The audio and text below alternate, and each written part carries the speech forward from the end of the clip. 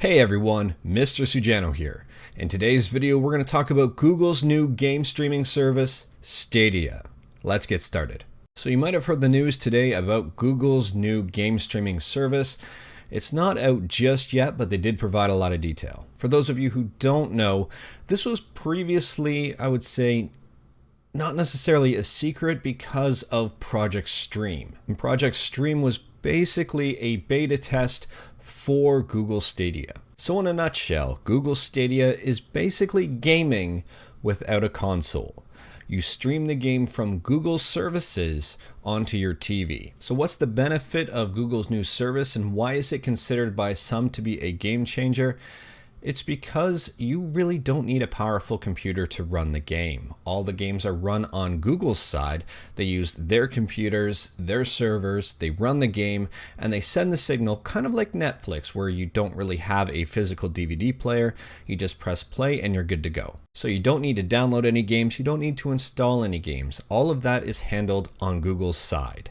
They are apparently going to have powerful enough servers and computers to run all of these games at maximum frame rates with no issue. Unfortunately, this is not the controller, but this is, which looks considerably better. And will you need to use Google's controller? Probably not. On your end, you'll probably just need a fast enough internet in order to enjoy the games to their fullest. And what's fast enough internet? People have been saying, this has been floating around quite a bit, 25 megabits a second. And what does having a fast internet need to do with anything? It's really to send the data over to you to minimize latency. So in a nutshell, if you have a slow internet connection, you may run into issues with the game running at full speed. Yes, Google servers may be able to process the game. On your end, however, you might hit the jump button and it might take a second or two if you have a slow internet to see your character jump. Google has to send the signal from the game through the internet to your TV and then read the input from your controller and send it through the internet to their game. And if you're curious as to what those speeds look like and what the latency look like, Eurogamer has done an in-depth test on this already, and I will leave a link to this in the description below. So aside from that, we don't really have a lot of detail from Google. We don't know what games are going to be on it. We don't know the pricing. We don't really know a whole lot. However, there are a lot of people speculating on this already as a game changer and the future of gaming. A lot of people are worried about it. A lot of people are supporting it. There's really a lot of mixed opinions on this. In my opinions on this, I'm welcoming the service. Games are switching more to a digital format anyways.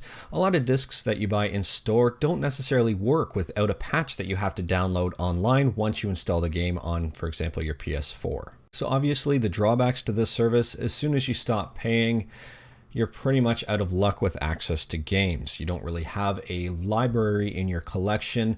You can't really play any games offline yet that we know of. If you're looking at modding games, if you're a big game modder, this may not be the best solution for you either. And if you're a competitive gamer, this probably won't replace your current setup. In a lot of online competitive games, especially in online tournaments, fractions of a second matter.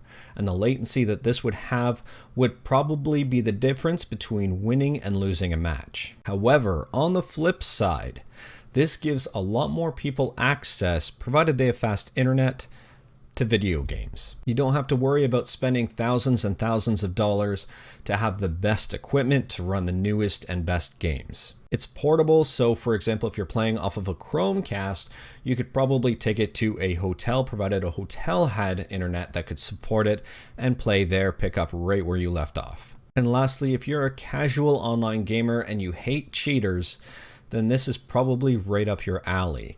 A service like this makes it very difficult for people to cheat in-game. So you probably won't really see people using aimbots or wall hacks or anything like that in this atmosphere. And when it comes down to it, it's going to be another option for us gamers out there, which is awesome. The more options we have for gaming, the bigger the community, the better. Anyways, that's all I've got for today. So if you liked my video, leave a like. If you didn't like my video, leave a like. Hit that subscribe button. Let me know what you think of this streaming service in the comments below. Thank you, everyone. Take care.